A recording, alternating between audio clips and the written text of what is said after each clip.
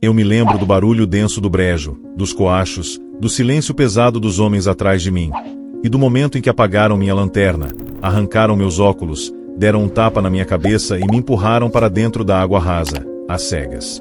Um deles, o mais nervoso, sussurrou no meu ouvido: "Vamos ver se esse teu Deus aparece para te tirar dos jacarés, padre."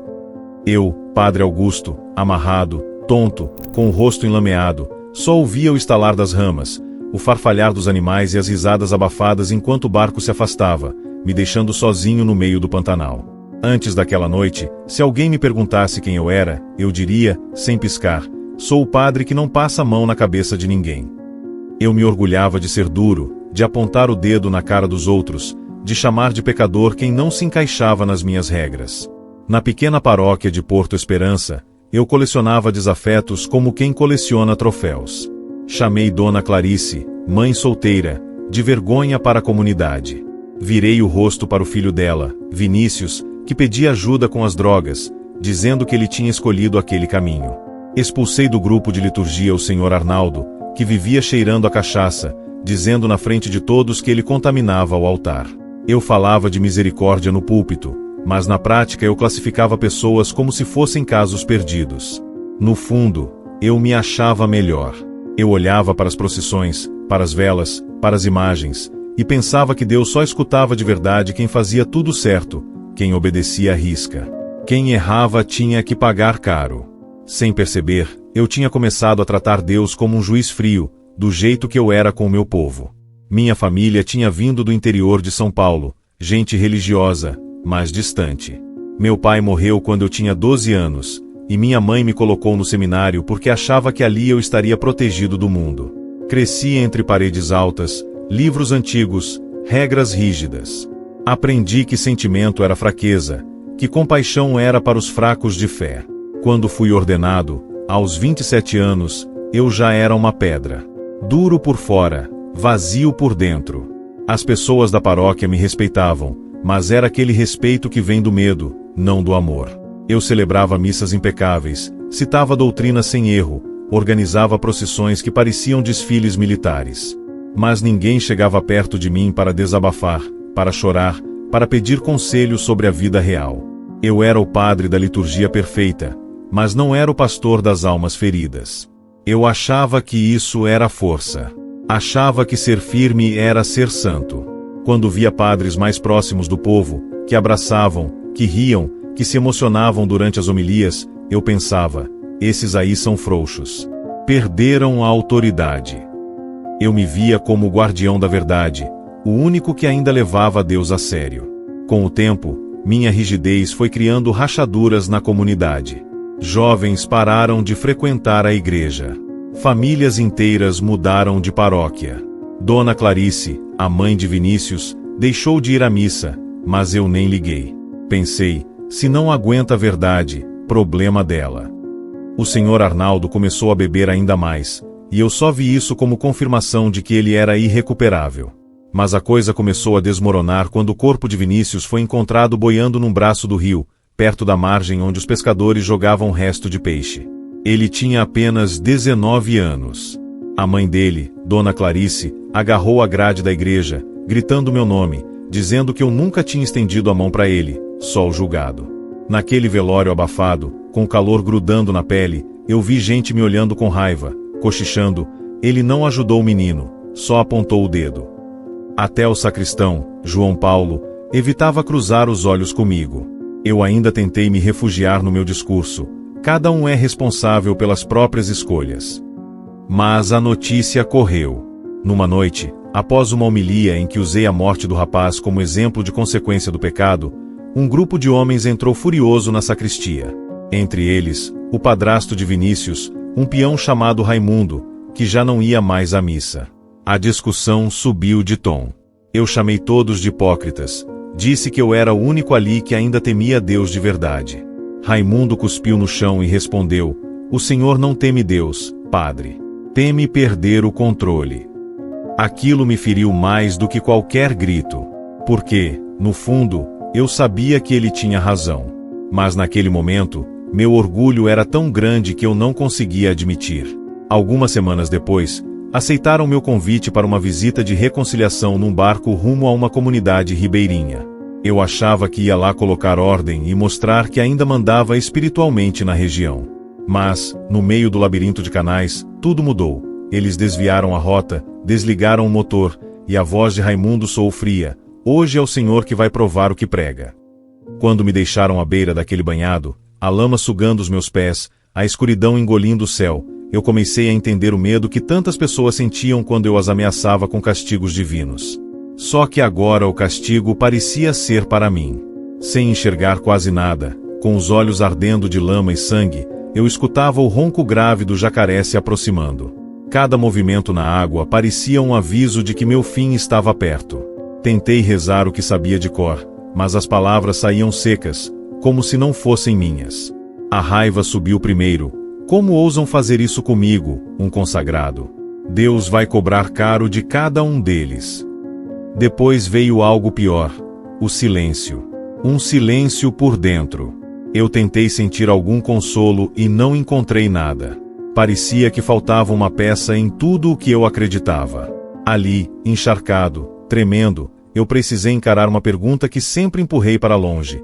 E se eu tivesse usado o nome de Deus para ferir, controlar, humilhar? E se quem estivesse errado, desde o início, fosse eu? Esse pensamento me rasgou mais do que qualquer dente de bicho poderia rasgar. A noite no Pantanal não é só escura. É densa. É como se a escuridão tivesse peso, como se ela pressionasse o peito, as costas, a cabeça. Eu tentava me mexer, mas a lama grudava nos meus pés, nos meus joelhos. Cada passo era um esforço que me deixava mais cansado, mais desesperado. As cordas nos meus pulsos cortavam a pele. Eu sentia o sangue escorrer, misturado com a água suja. Os sons eram piores do que a escuridão. O farfalhar das folhas, o bater de asas de algum pássaro noturno, o esguicho d'água quando algo se movia por perto. Eu sabia que eram jacarés. Eu tinha visto aqueles bichos antes, nas margens do rio, parados como troncos, esperando. Agora eu era a presa. Eu era o que eles esperavam. Tentei gritar, mas minha voz saiu fraca, rachada. "Socorro! Alguém me ajuda!" Mas eu sabia que ninguém ia ouvir. Eles tinham me largado longe, num lugar que nem os pescadores frequentavam. Eu estava sozinho. Completamente sozinho. E pela primeira vez na vida, eu entendi o que era abandono de verdade. Comecei a pensar em todas as vezes que tinha virado as costas para alguém. Todas as vezes que tinha dito não. Todas as vezes que tinha fechado a porta da igreja para quem chegava fora do horário, para quem chegava sujo, para quem chegava com cheiro de bebida. Eu me lembrei da cara do Sr. Arnaldo quando eu o expulsei do grupo de liturgia. Ele tinha tentado falar, mas eu o cortei. "Aqui não é lugar para bêbado", eu disse. E todos olharam para ele, envergonhados, enquanto ele saía de cabeça baixa. Me lembrei de Vinícius, magro, os olhos vermelhos, pedindo ajuda. "Padre, eu tô tentando largar, mas eu não consigo sozinho. O senhor pode me ajudar?" E eu respondi: "Você escolheu esse caminho. Agora aguenta as consequências." Ele saiu da sacristia sem olhar para trás. 2 meses depois, estava morto. A culpa começou a subir pela garganta como bile. Eu queria vomitar, mas não saía nada. Só um engasgo seco, dolorido. Eu me arrastei até uma raiz grossa que saía da terra, me apoiei nela, tentei respirar. Mas o ar parecia faltar. Meu peito apertava. Meu coração batia tão forte que eu achava que ia explodir. Foi aí que escutei o barulho. Um baque surdo na água, seguido de um deslizar lento, pesado. Jacaré. Perto. Muito perto. Eu gelei. Parei de respirar. Fechei os olhos, mesmo sem enxergar nada. Pensei: é agora. Acabou. Mas o ataque não veio. O bicho passou perto, mas não encostou. Eu senti o deslocamento da água, o cheiro de lama revolvida, o calor do corpo dele. Mas ele passou. E eu fiquei ali, tremendo, suando frio, sem entender.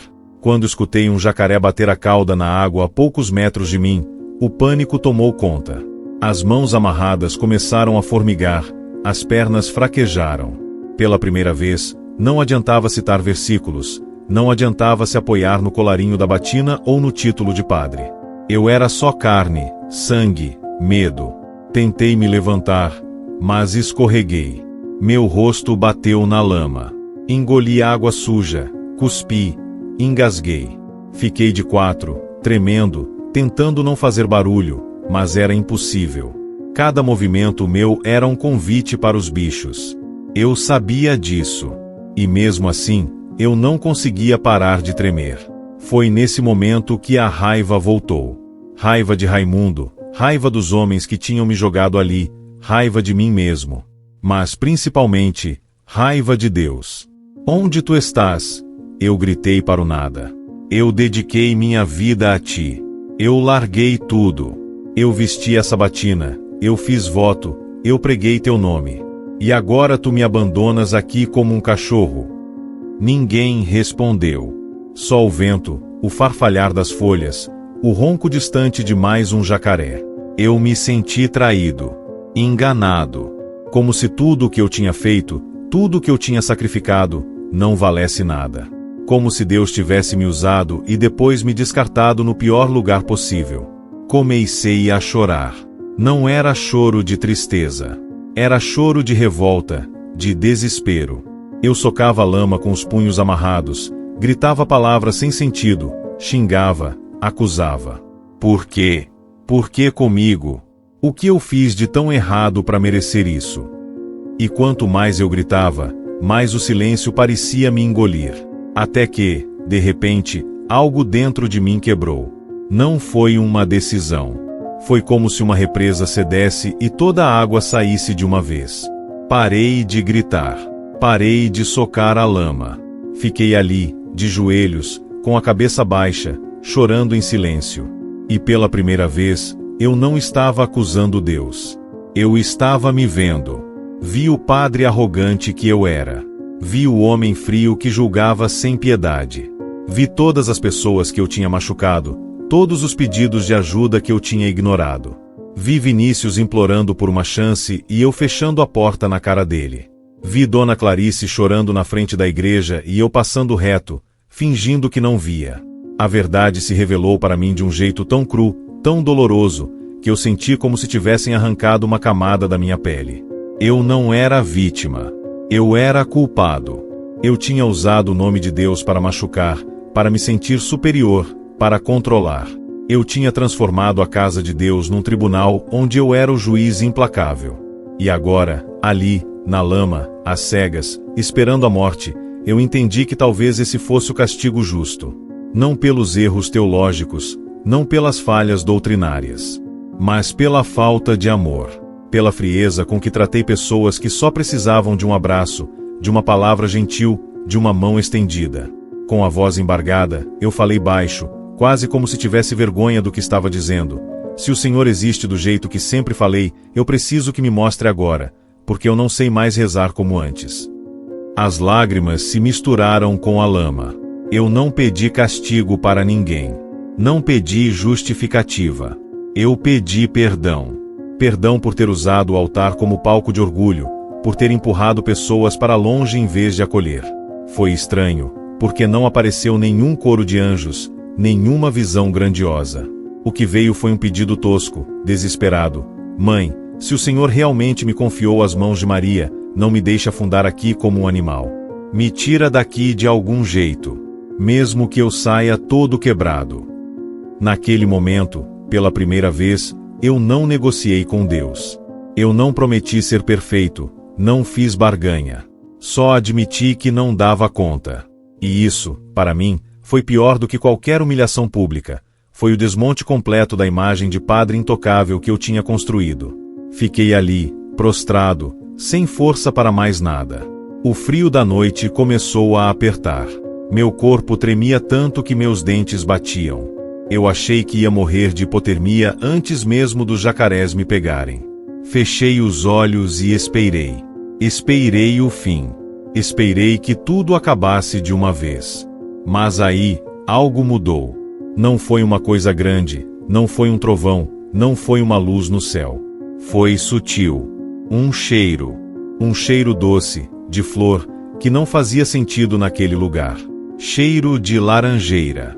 O mesmo cheiro que eu sentia quando era criança e minha avó me levava para a procissão de Nossa Senhora no interior. Abri os olhos, mesmo sem enxergar nada, e tentei entender de onde vinha aquele perfume. Mas ele estava em todo lugar, como se o ar inteiro tivesse mudado. E junto com o cheiro, veio uma calma. Uma calma que eu não conseguia explicar. Não era alívio. Não era felicidade. Era só paz. Como se alguém tivesse colocado a mão no meu ombro e dito, sem palavras, fica quieto. Eu estou aqui. Pouco depois desse pedido, algo aconteceu que até hoje me custa colocar em palavras sem tremer. O barulho dos jacarés pareceu recuar, como se algo os espantasse. Um vento diferente soprou sobre o brejo, trazendo aquele cheiro de flor de laranjeira que não saía do ar. Eu tentei me mexer, devagar, com medo de quebrar o que quer que estivesse acontecendo.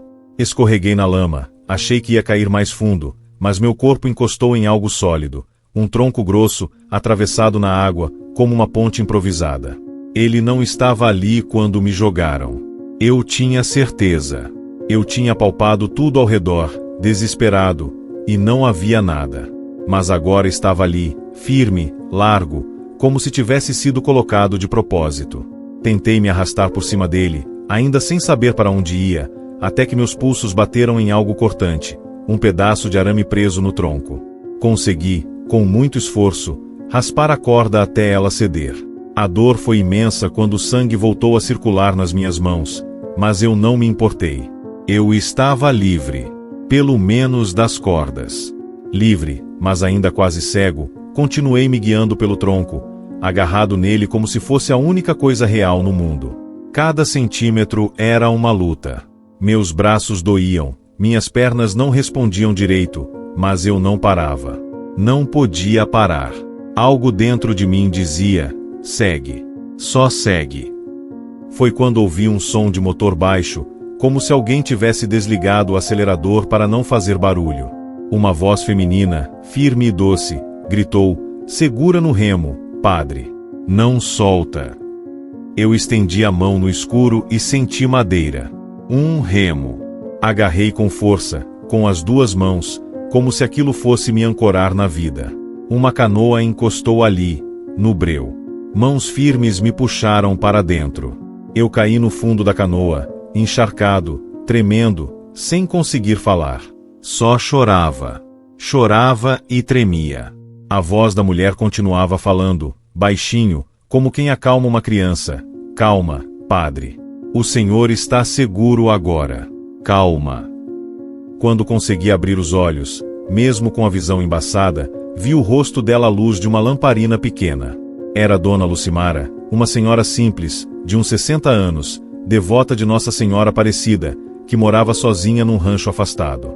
Ela remava devagar, com cuidado, guiando a canoa por entre os canais como quem conhecia cada curva de memória. Ela disse que tinha sonhado com uma mulher de manto azul apontando para o brejo e dizendo, vai agora, ele está em perigo.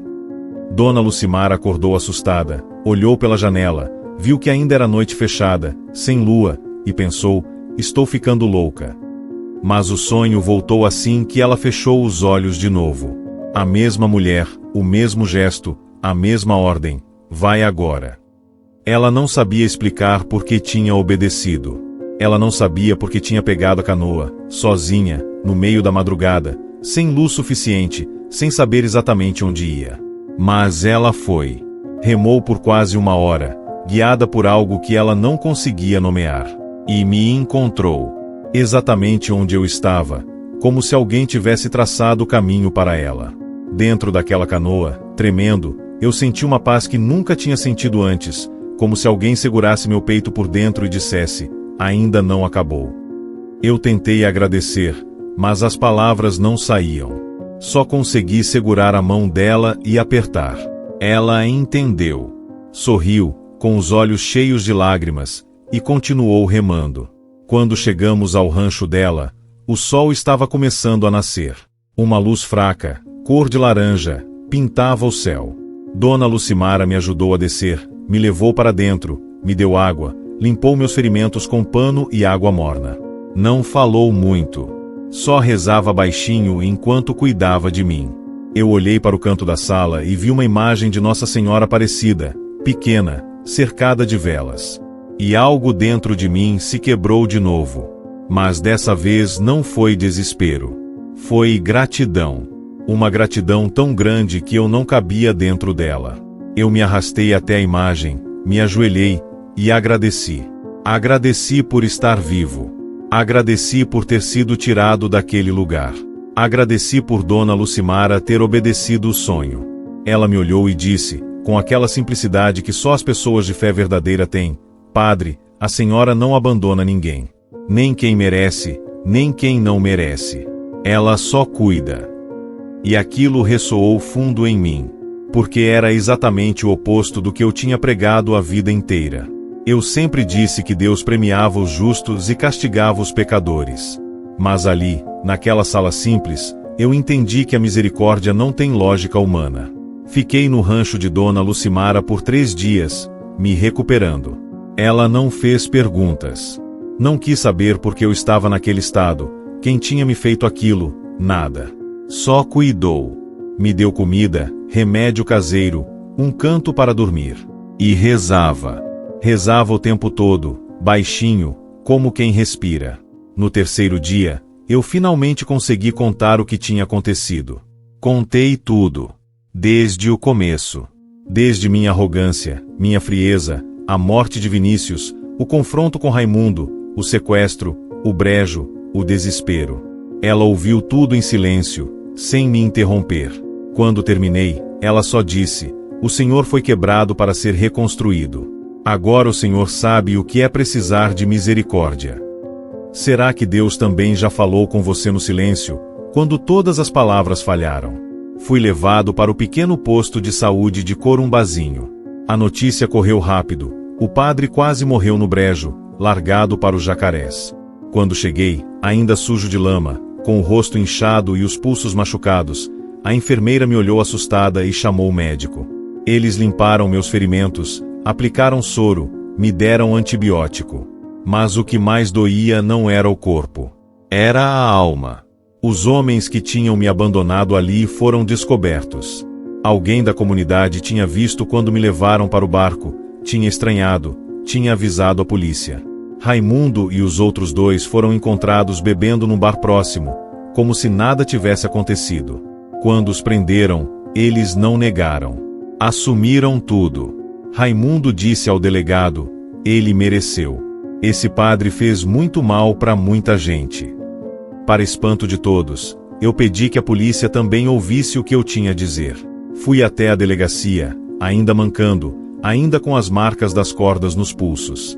Na frente do delegado, de Raimundo e de alguns moradores, eu assumi em voz alta a minha parte. Contei como tinha ferido pessoas em nome de Deus, como tinha negado ajuda a Vinícius, como tinha humilhado Dona Clarice e tantos outros. Não pedi que esquecessem o que fizeram comigo, mas pedi que enxergassem que eu também carregava a culpa nas costas. Raimundo me olhou com raiva no começo, mas depois, quando eu mencionei o nome de Vinícius, vi que os olhos dele encheram de lágrimas. Ele baixou a cabeça e não falou mais nada. O delegado ficou sem saber o que fazer. Padre, o senhor está dizendo que não quer representar contra eles?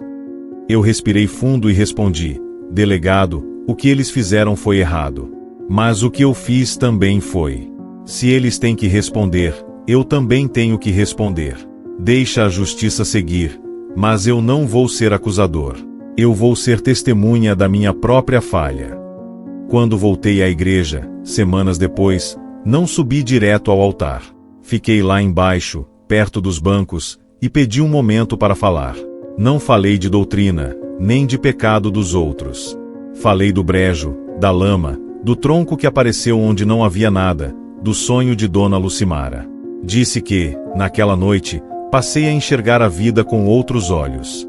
Eu não era o dono da fé de ninguém. Eu estava ali para servir, não para apontar condenações como quem dispara pedra. Pedi perdão, um por um, chamando nomes específicos, lembrando histórias que todos conheciam. Chamei Dona Clarice pelo nome. Chamei o Sr. Arnaldo. Chamei as famílias que tinham saído da paróquia por minha causa. Houve um silêncio pesado na igreja.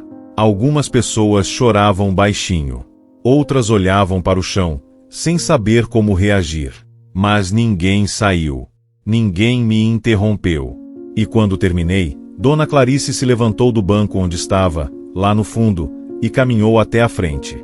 Eu achei que ela ia me bater, me xingar, me cuspir na cara. Mas ela me abraçou. Me abraçou forte, chorando no meu ombro, dizendo: eu também te peço perdão, padre. Eu também te odiei. Eu desejei sua morte. E ali, na frente de todo mundo, nós dois choramos juntos. Choramos por Vinícius, por tudo que tinha se perdido, por tudo que poderia ter sido diferente. Com o tempo, as pessoas começaram a se aproximar de outro jeito. O Sr. Arnaldo voltou a tentar ficar sóbrio, e eu, em vez de expulsá-lo, sentei com ele na calçada para ouvir. Ele me contou da esposa que tinha perdido, do filho que tinha ido embora, da solidão que ele tentava afogar na cachaça. Eu segurei a mão dele, sem dizer nada, só ouvindo. Dona Clarice voltou à missa. No começo era difícil. Ela chegava e ficava no fundo, de braços cruzados, como quem ainda desconfiava. Mas aos poucos, ela foi se aproximando. Sentou mais perto. Começou a comungar de novo. E um dia, ela me procurou na sacristia e disse: padre, eu quero ajudar na pastoral da juventude, para que nenhum outro menino acabe como meu Vinícius. Hoje, quando alguém me chama de aquele padre severo, eu corrijo: severo eu fui. Agora sou um homem que foi tirado do brejo pela mão de uma mãe que eu achava que já conhecia, mas não conhecia de verdade. No Pantanal, ainda contam a história do dia em que deixaram o padre cego para morrer com jacarés, e ele voltou diferente. Não porque ficou mais forte, mas porque aprendeu a depender de uma graça que não podia controlar. E é assim que eu sigo, não como o padre que manda, mas como o homem que foi resgatado onde ninguém mais queria entrar. Como o homem que descobriu que misericórdia não se prega apenas com palavras bonitas no púlpito, mas com mãos estendidas, com abraços dados, com lágrimas divididas. A paróquia mudou depois daquele dia. Não foi uma mudança rápida, não foi mágica. Foi lenta, dolorosa às vezes, mas real. As pessoas começaram a voltar. Não todas, claro. Algumas nunca voltaram, e eu entendo. As feridas que deixei foram profundas demais para alguns.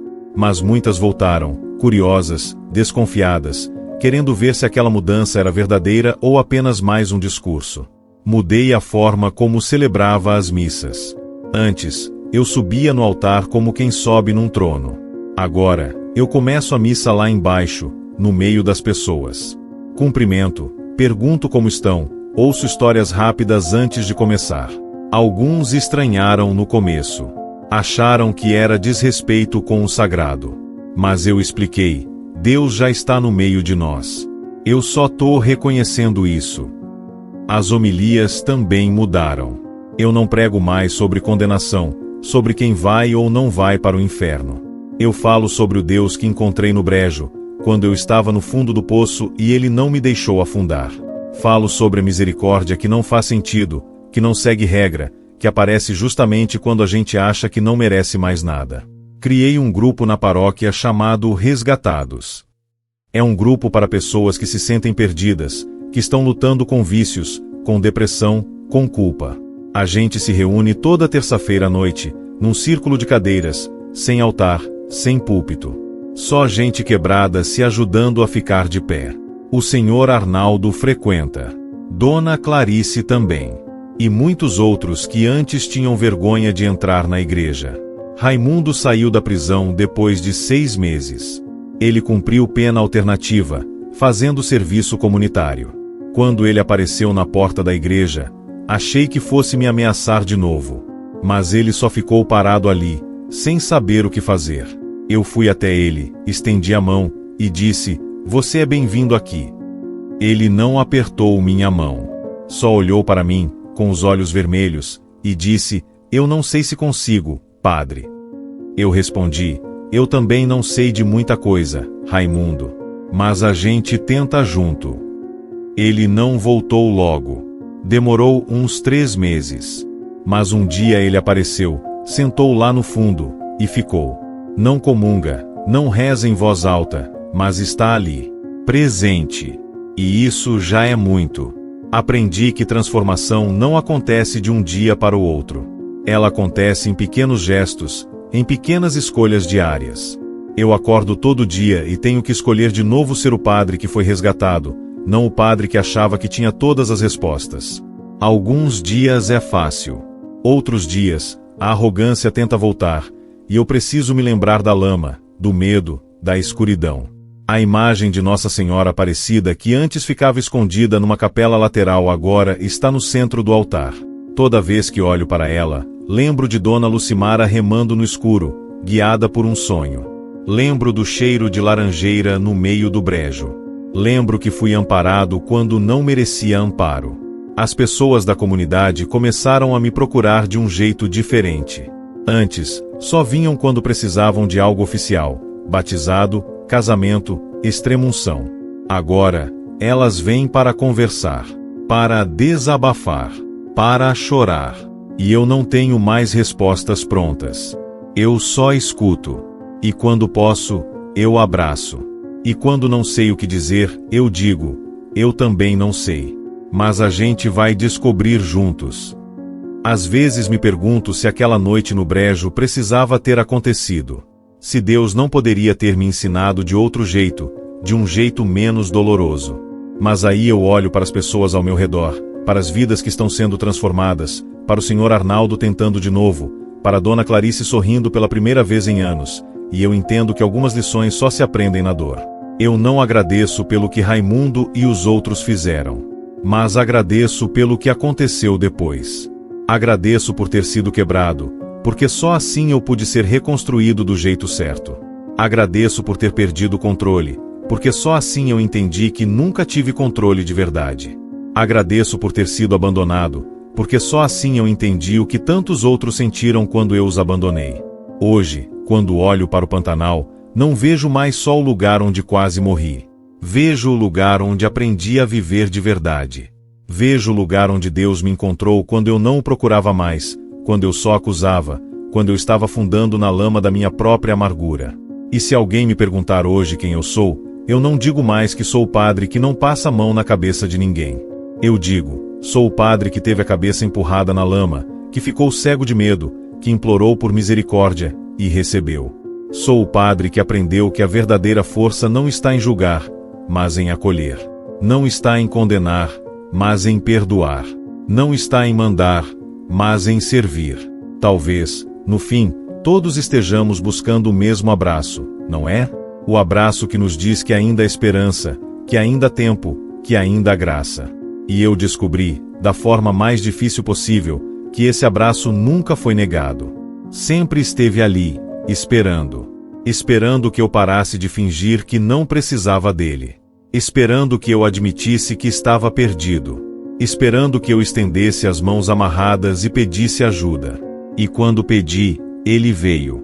Não do jeito que eu esperava. Não com trovões e luzes celestiais. Mas com um tronco que apareceu do nada. Com uma senhora simples que obedeceu um sonho. Com um cheiro de flor que não deveria estar ali.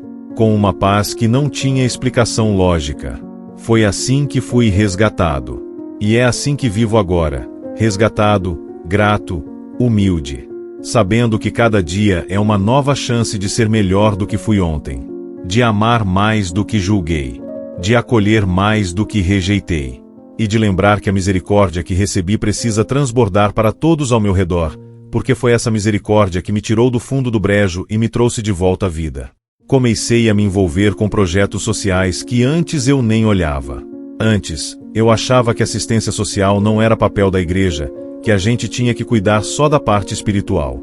Mas depois do brejo, depois de sentir na pele o que é estar abandonado, sem ter para onde ir, sem ter quem te socorra, eu entendi que fé e vida são inseparáveis. Montamos uma cozinha comunitária na paróquia. Toda sexta-feira servimos almoço para quem precisa. No começo eram só 5, 6 pessoas. Hoje são mais de 50. E eu sirvo junto. Coloco o prato na mão de cada um, olho nos olhos, pergunto o nome.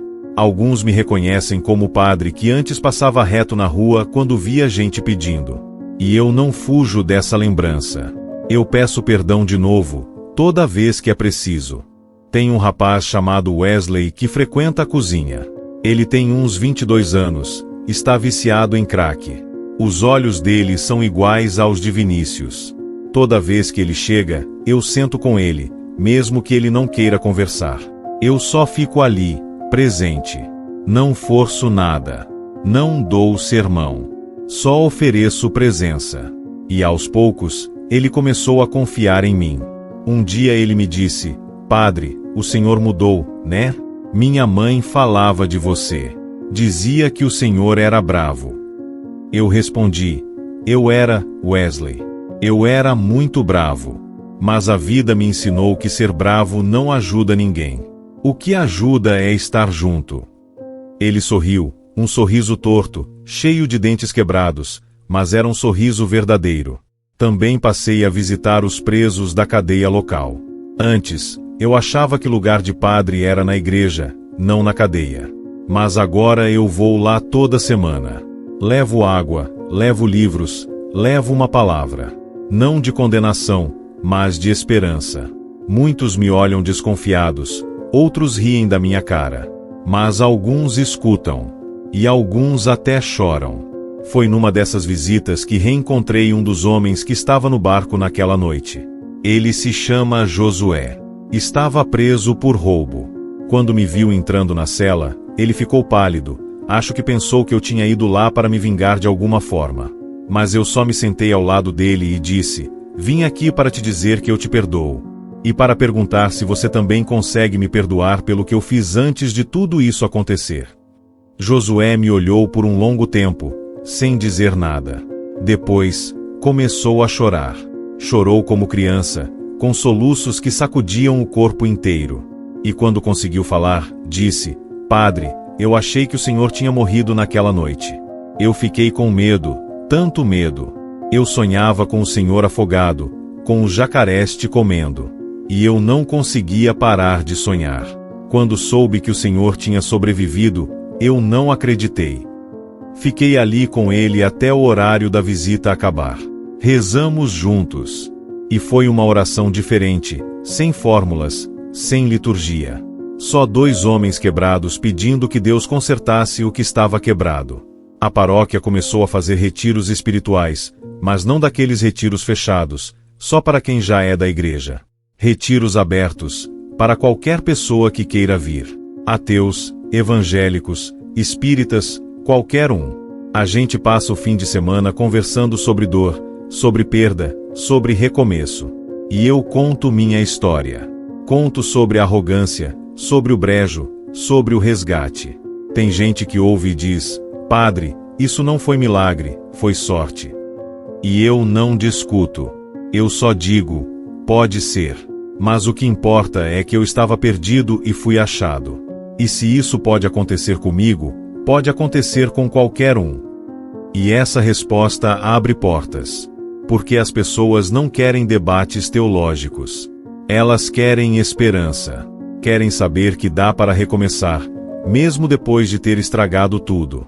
Passei a enxergar a vida com outros olhos também fora da igreja. Quando vou ao mercado, quando passo na rua, eu presto atenção nas pessoas. No vendedor de picolé que trabalha debaixo do sol. Na senhora que varre a calçada todo dia. No menino que pede esmola no sinal. Eu vejo rostos agora, não apenas figuras. E cada rosto me lembra que eu também sou apenas um rosto entre tantos, alguém que precisa de misericórdia tanto quanto qualquer outro. Aprendi que transformação não é algo que acontece uma vez e pronto. É algo que acontece todo dia, a cada escolha, a cada palavra, a cada gesto. Tem dias que acordo e a arrogância quer voltar. Tem dias que eu me pego julgando alguém, me achando melhor. E nesses dias, eu paro, respiro fundo, e me lembro da lama. Me lembro dos jacarés. Me lembro do tronco que apareceu do nada. E aí eu volto ao chão. Volto à humildade. Dona Lucimara, a senhora que me resgatou, virou uma amiga próxima. Eu visito ela toda semana, levo mantimentos, converso, ouço histórias. Ela me conta sobre o falecido marido, sobre os filhos que foram embora, sobre a solidão do rancho. E eu percebo que ela também precisa ser resgatada, não de um brejo, mas da invisibilidade. Ela salvou minha vida, mas eu também posso salvar a dela, simplesmente estando presente. Um dia ela me disse: "Padre, eu não sei se aquilo foi sonho ou se foi real. Mas eu sei que fui obediente. E isso basta." E eu respondi: "Dona Lucimara, o que importa é que a senhora foi." A senhora não questionou, não teve medo, não esperou o dia clarear. A senhora só foi. E isso me salvou. Ela sorriu, com aquele sorriso simples de quem não precisa de elogios, de quem só fez o que achava certo. Hoje, quando celebro a missa, eu choro. Choro de verdade. Não é encenação, não é teatro. É que eu entendo agora o peso do sacrifício, o peso da entrega, o peso do amor que não mede consequências. Quando levanto a hóstia e digo: "Isto é o meu corpo entregue por vós", eu lembro do meu próprio corpo entregue aos jacarés, à morte, ao desespero. E lembro de como fui resgatado. As pessoas percebem. Elas veem que algo mudou. Alguns dizem: "Padre, o senhor ficou mais sensível." Outros dizem: "Padre, o senhor ficou mais humano." E eu aceito os dois. Porque é verdade. Eu era uma pedra tentando pregar amor. Agora sou só um homem tentando viver o amor que prega. A relação com outros padres também mudou. Antes, eu os julgava. Os que eram muito próximos do povo, eu achava frouxos. Os que eram muito intelectuais, eu achava distantes.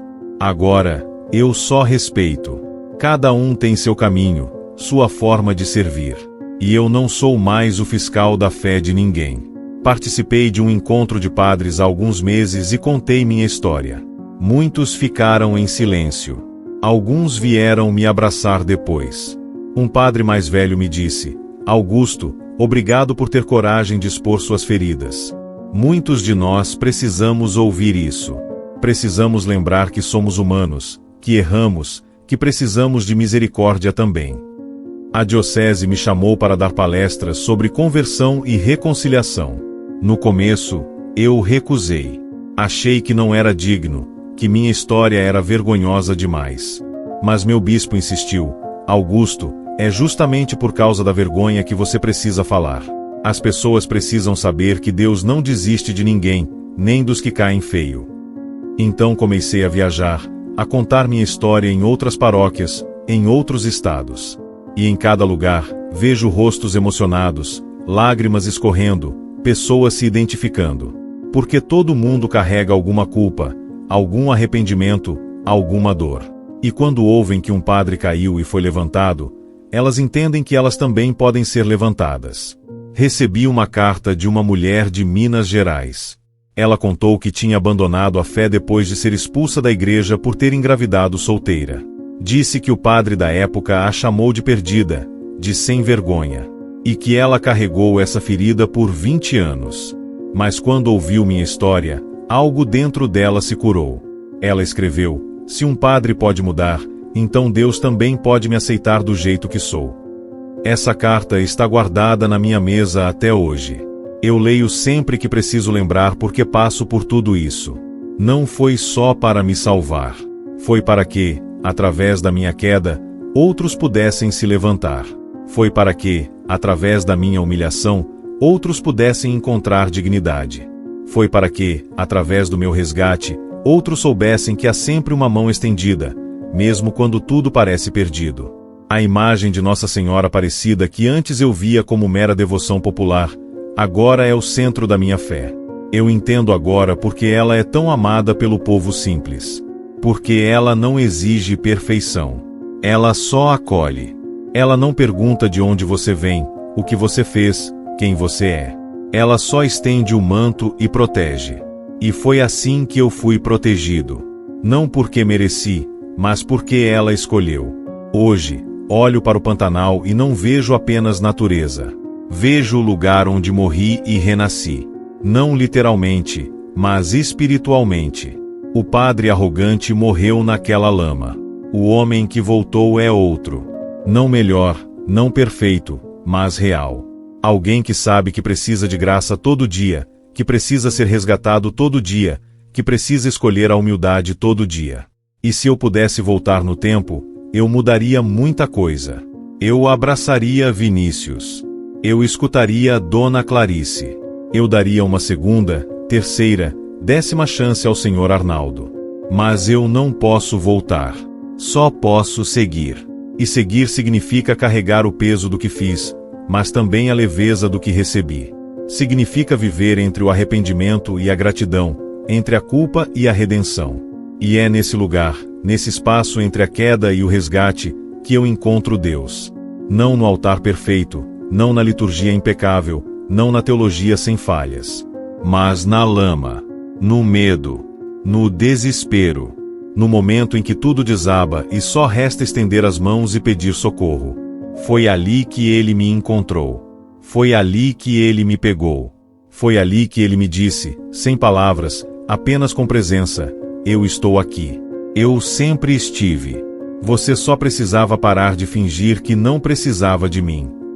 E agora, cada dia que acordo, cada missa que celebro, cada pessoa que abraço, cada lágrima que enxugo, é uma forma de dizer obrigado. Obrigado por não ter me deixado morrer naquele brejo. Obrigado por ter enviado Dona Lucimara. Obrigado pelo tronco que apareceu. Obrigado pelo cheiro de flor. Obrigado pela segunda chance. E mais do que tudo, obrigado por ter me ensinado que misericórdia não é fraqueza. É a força mais poderosa que existe. É a única força capaz de transformar pedras em carne, ódio em amor, morte em vida. É a única força que pode pegar um homem afundado na lama e fazer dele, de novo, um filho. Um filho amado, aceito, resgatado. Um filho que finalmente entendeu que nunca esteve sozinho, mesmo quando achava que tinha sido abandonado. Porque a verdade é que nunca fui abandonado. Eu é que tinha me afastado. Eu é que tinha construído muros tão altos que nem a luz entrava mais. E foi preciso que esses muros caíssem, que tudo desabasse, para que eu pudesse ver o céu de novo. Para que eu pudesse sentir o sol de novo. Para que eu pudesse respirar de novo. E agora respiro. Respiro fundo, com gratidão, com humildade, com a certeza de que cada novo dia é um presente merecido, mas dado mesmo assim. E é assim que vivo. É assim que sirvo. É assim que amo. Como alguém que foi resgatado das águas, que foi tirado do fundo, que foi trazido de volta à vida. E que agora dedica cada respiração a resgatar outros, a estender a mão para quem está afundando, a ser presença para quem se sente abandonado. Porque foi isso que fizeram por mim. E é isso que devo fazer pelos outros. Não por obrigação, não por dever, mas por gratidão pura. Porque quando você é salvo da morte, você não quer outra coisa senão salvar. Quando você é resgatado do abismo, você não quer outra coisa senão resgatar. Quando você recebe misericórdia, você não quer outra coisa senão ser misericordioso. E é isso que sou agora. Não mais o padre que julga. Não mais o padre que condena. Mas o padre que foi julgado pela própria arrogância, condenado pela própria dureza, e ainda assim foi perdoado. Foi resgatado. Foi amado. E que agora vive para testemunhar que ninguém, absolutamente ninguém, está além do alcance da graça. Nem mesmo aquele que se achava o guardião da verdade descobriu, da forma mais dura possível, que era apenas mais um que precisava ser salvo.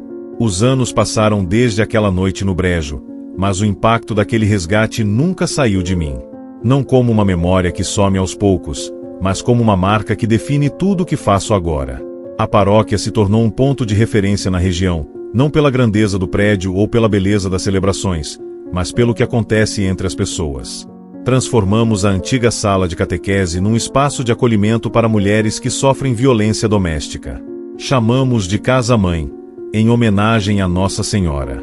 Ali, elas encontram abrigo temporário, assistência jurídica, apoio psicológico e, principalmente, presença. Ninguém é julgado. Ninguém é interrogado sobre o que fez ou deixou de fazer. Elas só são acolhidas.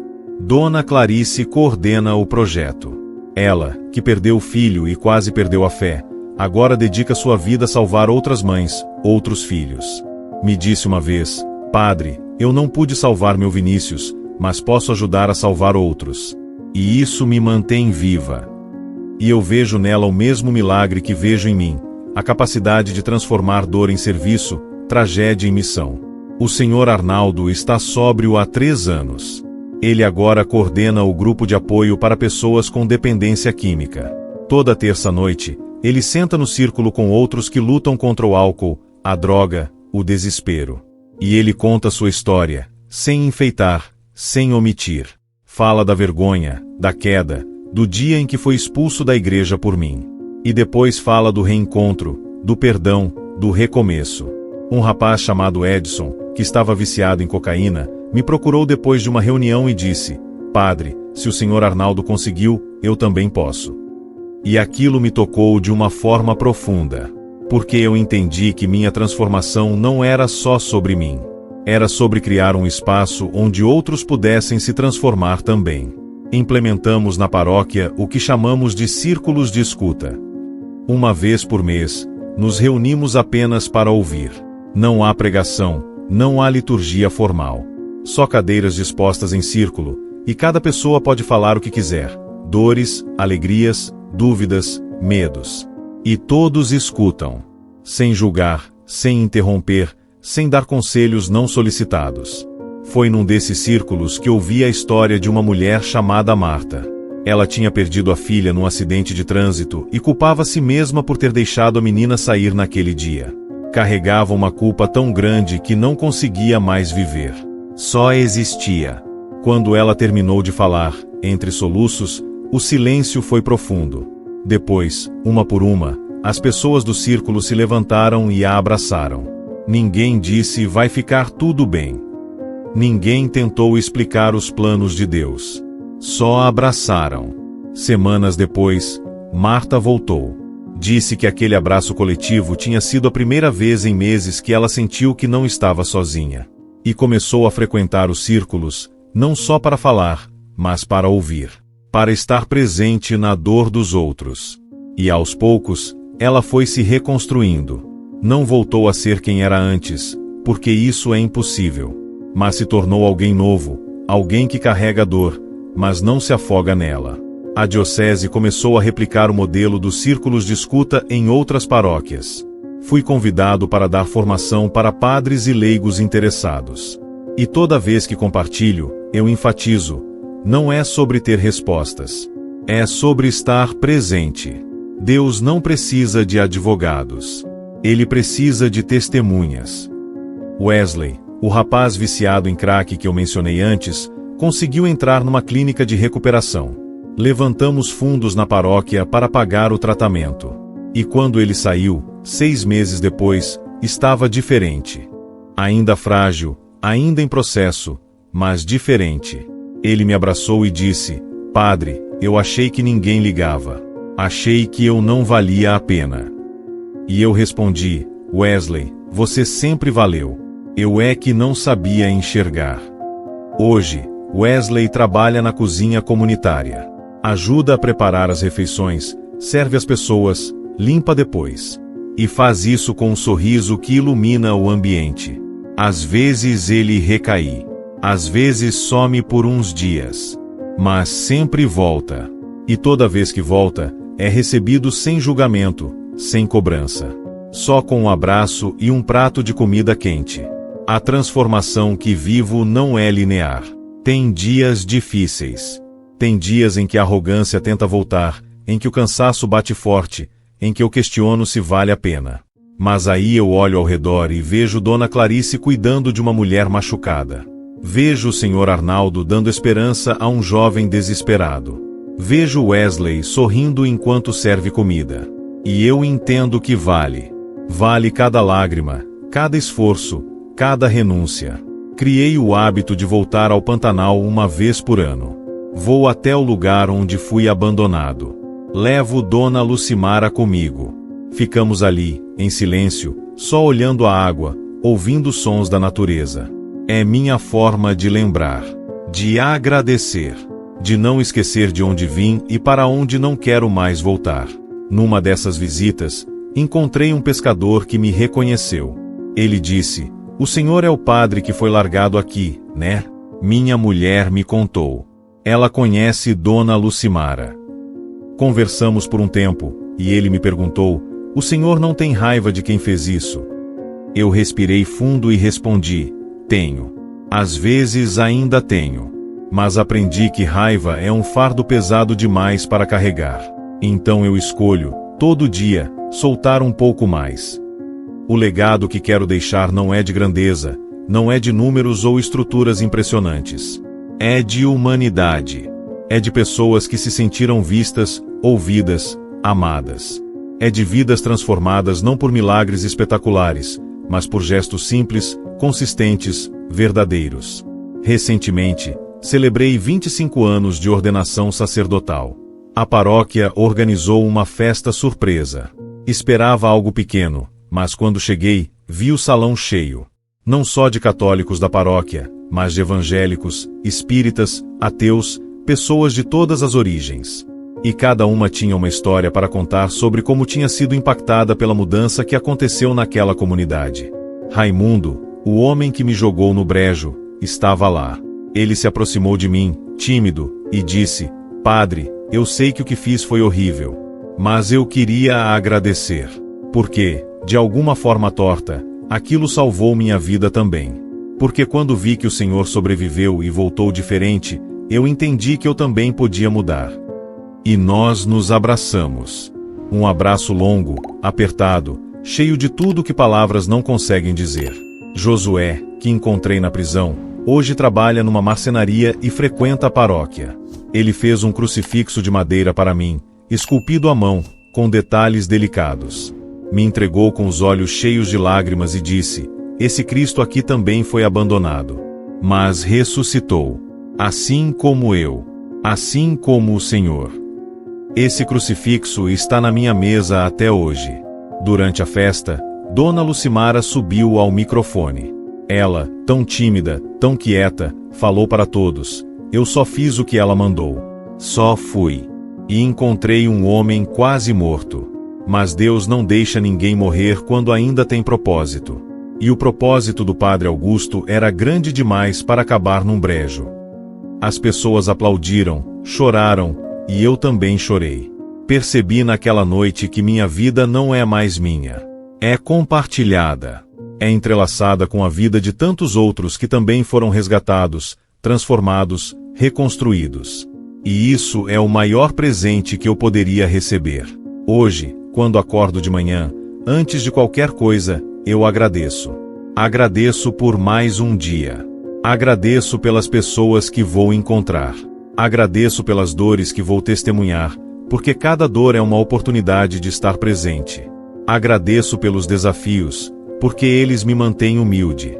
Agradeço até pelos momentos difíceis, porque eles me lembram que ainda estou vivo, ainda estou sentindo, ainda estou crescendo.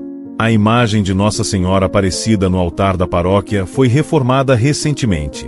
Ficou linda, com cores vivas, manto azul brilhante. Mas eu ainda prefiro a pequena imagem que Dona Lucimara tem no rancho dela. Aquela simples, desgastada, cercada de velas tortas. Porque aquela foi a que me acompanhou na noite mais escura. Aquela foi a que enviou socorro quando eu mais precisei. Minha relação com Deus mudou completamente. Antes, eu o via como um juiz severo que pesava cada erro numa balança. Hoje, o vejo como um pai que corre ao encontro do filho que volta para casa, mesmo quando esse filho está sujo, machucado, envergonhado.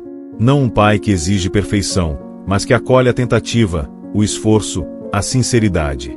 E Maria, Nossa Senhora, não é mais apenas uma devoção para mim. É a mãe que me resgatou. A mãe que não perguntou se eu merecia, apenas estendeu o manto. A mãe que guiou Dona Lucimara no escuro, que espantou os jacarés, que colocou o tronco onde não havia nada. A mãe que me disse, sem palavras: "Você é meu filho. E filho não se abandona." Quando penso no futuro, não tenho grandes planos. Não quero construir impérios, não quero fama, não quero reconhecimento. Quero apenas continuar fazendo o que faço, estar presente, abraçar quem precisa. ouvir quem não é ouvido, acolher quem é rejeitado, servir como fui servido, amar como fui amado. E se um dia, quando minha vida terminar, alguém disser, aquele padre era humano, errou muito, mas amou muito também, eu vou considerar que valeu. Porque é isso que quero ser lembrado, não como o padre perfeito, mas como o padre que foi quebrado e remontado pelas mãos de Deus. O Pantanal, aquele lugar de terror e quase morte, se tornou para mim um lugar sagrado. Não porque é bonito, não porque é tranquilo, mas porque foi lá que eu morri para o velho e nasci para o novo. Foi lá que a pedra virou carne. Foi lá que o fariseu virou filho. E toda vez que conto essa história, seja numa palestra, seja numa homilia, seja numa conversa informal, eu termino dizendo, eu não sei o que é o seu brejo. Eu não sei onde você está afundando. Mas eu sei que há sempre uma mão estendida. Às vezes vem de onde você menos espera. Às vezes vem através de uma senhora simples que obedece um sonho. Às vezes vem num cheiro de flor que não deveria estar ali. Mas ela vem. Sempre vem. Você só precisa parar de lutar sozinho e aceitar ser resgatado. E essa é minha mensagem. Essa é minha missão. Não convencer ninguém de doutrinas complicadas. Não provar pontos teológicos. Apenas testemunhar que fui jogado no fundo, que achei que ia morrer, que gritei, acusei, desisti. Mas fui resgatado. E se fui eu, pode ser você também. Pode ser qualquer um. Porque misericórdia não tem lógica. Não tem merecimento. Não tem condição. Ela simplesmente é. E está disponível para todos, inclusive para os que acham que já foram longe demais. Hoje, olho para trás e vejo um caminho tortuoso, cheio de quedas, de erros, de arrependimentos. Mas também vejo redenção. Vejo recomeço. Vejo graça. E entendo que minha história não é extraordinária. É apenas a história de um homem comum que encontrou um Deus extraordinário no lugar mais improvável, na lama, no medo, no abandono. E se há algo que aprendi nesses anos todos, é que Deus não está nas alturas inalcançáveis. Ele está no chão, no barro, na sujeira, nos lugares onde ninguém mais quer entrar. E é lá que ele faz seu melhor trabalho. Pega o que está quebrado e reconstrói. Pega o que está morto e ressuscita. Pega o que está perdido e encontra. Eu era o padre arrogante que achava que tinha todas as respostas. Hoje sou o padre que tem mais perguntas do que respostas. Mas aprendi que está tudo bem não saber.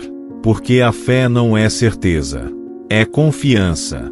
É dar a mão mesmo sem ver o caminho completo. É seguir em frente mesmo quando tudo é escuro. É acreditar que há luz, mesmo quando tudo que você enxerga é trevas. E é assim que vivo. É assim que sirvo. É assim que amo. Com as mãos abertas, com o coração disponível, com a humildade de quem sabe que precisa ser resgatado todo dia. Porque o brejo não é um lugar que você visita uma vez. É uma condição humana. Todos nós, em algum momento, estamos afundando. Todos nós, em algum momento, precisamos de um tronco que apareça do nada. Todos nós, em algum momento, precisamos de alguém que reme no escuro para nos encontrar. E minha oração diária é simples: Senhor, me use para ser esse tronco para alguém. Me use para ser essa canoa que aparece no escuro. Me use para ser presença onde há ausência. Para ser esperança onde há desespero. Para ser amor onde há rejeição. Porque foi isso que fizeram por mim. E é a única forma que conheço de retribuir. Então, se você está lendo isso, se você está ouvindo isso, e se está afundando no seu próprio brejo, saiba que não está sozinho. Saiba que há esperança. Saiba que o resgate pode vir do lugar mais improvável, da forma mais inesperada. Mas ele vem. Sempre vem. Você só precisa estender as mãos amarradas e pedir. Não com palavras bonitas, não com orações decoradas. Apenas com sinceridade. Apenas com a humildade de reconhecer que não dá conta sozinho. E quando o resgate vier, quando você for tirado do fundo, quando sentir aquela paz inexplicável, não guarde só para você. Compartilhe. Seja você a canoa de alguém. Seja você o tronco de alguém. Seja você a presença que faz diferença. Porque é assim que a graça se multiplica. É assim que o amor se espalha. É assim que o mundo vai mudando, uma pessoa resgatada de cada vez.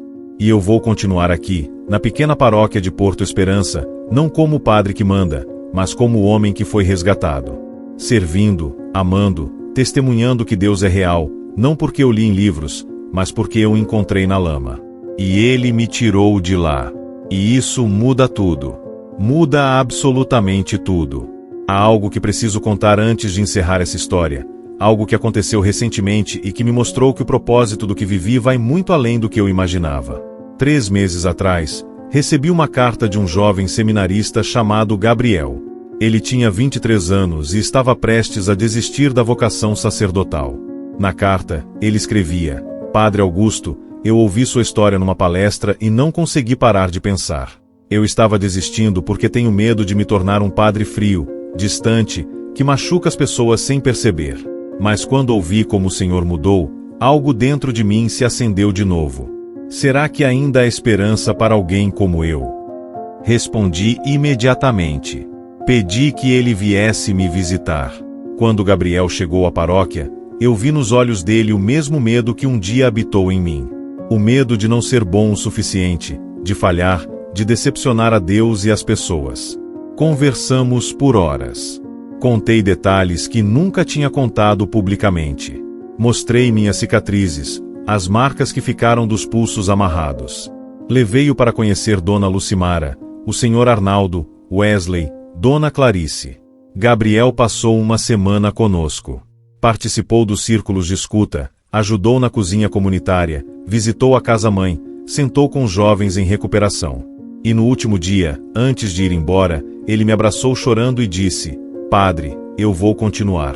Mas vou ser um padre diferente. Vou ser um padre que sabe que também precisa ser resgatado. Hoje, Gabriel está em seu último ano de seminário. Conversamos toda semana por telefone. Ele me conta de suas dúvidas, de suas lutas, de seus medos. E eu compartilho as minhas também. Porque aprendi que ser padre não é ser perfeito. É ser humano o suficiente para reconhecer que precisa de Deus tanto quanto as ovelhas que vai pastorear. Esse encontro com Gabriel me fez entender algo profundo. Meu resgate não foi só para mim. Foi para que eu pudesse resgatar outros. Não de jacarés ou brejos físicos, mas de brejos interiores. De arrogâncias que destroem. De julgamentos que matam. De durezas que afastam as pessoas de Deus em vez de aproximá-las. Comecei a receber mais cartas, mais mensagens. Pessoas de todo o Brasil me escrevendo, contando suas próprias histórias de queda e busca por redenção. Uma mulher de Goiás que tinha abandonado os filhos e não conseguia se perdoar. Um homem do Rio Grande do Sul que tinha sido preso por corrupção e achava que Deus nunca mais o olharia. Uma jovem de São Paulo que tentou suicídio 3 vezes e achava que era tarde demais para recomeçar. Respondo cada uma dessas cartas. Porque sei que por trás de cada palavra escrita há uma pessoa afundando, esperando que alguém reme no escuro para encontrá-la. E se Dona Lucimara remou por mim, eu posso pelo menos escrever algumas palavras de esperança para esses outros que estão pedindo socorro. A diocese me pediu para escrever um livro contando minha história. Relutei por muito tempo. Achava que expor minhas falhas daquela forma seria humilhante demais. Mas o bispo me disse algo que mudou minha perspectiva. Augusto, sua humilhação pode ser a salvação de muitos. Não esconda o que Deus usou para te transformar. Compartilhe, para que outros vejam que há esperança. Então comecei a escrever. Não foi fácil.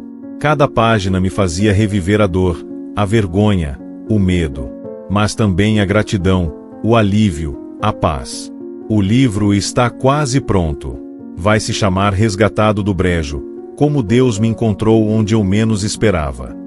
E todo o lucro será revertido para a casa-mãe e para a cozinha comunitária.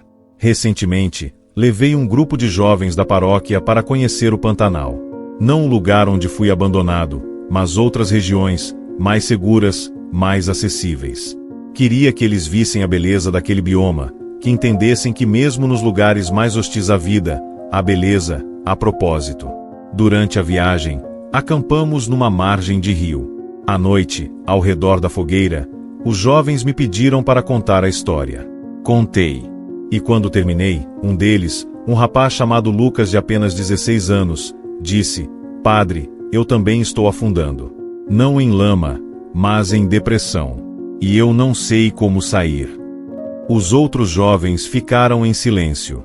Olhei para Lucas e disse: "Você não precisa saber como sair. Você só precisa pedir ajuda. E aceitar a mão que vai ser estendida. Pode ser a minha, pode ser a de alguém aqui do grupo, pode ser de um profissional. Mas ela vai vir. Eu prometo que vai vir." Naquela noite, formamos um círculo ao redor de Lucas.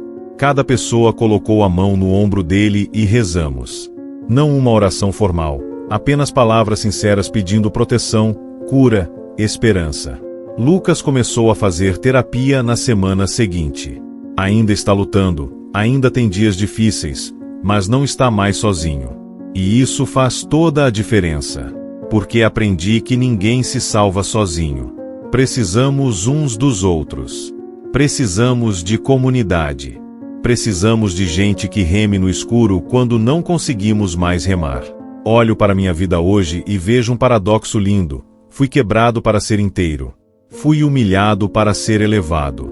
Fui abandonado para ser encontrado. E tudo isso não por méritos meus, mas pela misericórdia de um Deus que não desiste, que não desliga o motor, que continua procurando até encontrar. Tem uma frase que costumo repetir nos retiros: Deus não desperdiça dor. Ele transforma em propósito. E minha dor foi transformada. Vinícius não voltou. As pessoas que eu machuquei não esqueceram completamente. As cicatrizes, físicas e emocionais, ainda estão lá. Mas tudo isso virou combustível para servir melhor, amar mais, julgar menos. Hoje, quando olho para o crucifixo que Josué esculpiu para mim, entendo melhor o mistério da cruz. Não é sobre sofrimento pelo sofrimento. É sobre transformação através da entrega. Cristo não ficou na cruz. Ressuscitou. E eu também ressuscitei. Não da morte física, mas da morte espiritual, que é viver sem amor, sem compaixão, sem humanidade. E se há algo que quero deixar registrado, algo que quero que fique como legado, é isto. Não importa quão fundo você afundou, não importa quão escuro está ao seu redor, não importa quantos jacarés estão à sua volta. Há sempre uma canoa remando em sua direção. Há sempre um tronco aparecendo onde não havia nada. Há sempre um cheiro de flor no meio do brejo. Há sempre esperança. Porque Deus não abandona. Podem ser as pessoas que abandonem. Podem ser as circunstâncias que esmaguem. Pode ser a própria mente que traia. Mas Deus não abandona. Ele pode permitir que você afunde até o ponto em que só resta Ele. Mas quando você chega nesse ponto, quando você finalmente para de lutar sozinho e estende as mãos amarradas, Ele age. Nem sempre do jeito que esperamos. Nem sempre no tempo que queremos. Mas Ele age. E eu sou prova viva disso. Eu, Padre Augusto, que era pedra e virei carne. Que era juiz e virei servo. Que era orgulhoso e virei humilde. Não por força própria, mas porque fui quebrado no lugar certo, da forma certa, no tempo certo. E agradeço. Agradeço por cada lágrima, por cada medo, por cada momento em que achei que não ia sobreviver. Porque sobrevivi. E mais do que sobreviver, aprendi a viver de verdade. Então, se você ainda está me ouvindo, se ainda está aí tentando entender como aplicar essa história à sua vida, eu digo: pare de tentar controlar tudo. Pare de fingir que é forte quando está fraco. Pare de esconder a lama debaixo do tapete. Admita que está afundando. Peça socorro. Estenda as mãos, mesmo que amarradas. E espere. Espere com a última gota de fé que ainda resta. Porque o resgate vem. Sempre vem. E quando vier, você vai entender que valia a pena ter esperado. Valia a pena ter confiado. Valia a pena não ter desistido. Esse é meu testemunho. Essa é minha vida. Essa é a história de como fui resgatado do brejo e aprendi que misericórdia não é sobre merecer. É sobre receber. É sobre aceitar. É sobre deixar ser amado quando você menos se acha digno de amor. E é sobre retribuir esse amor da única forma possível, amando os outros da mesma forma. Sem medida. Sem condição. Sem reservas.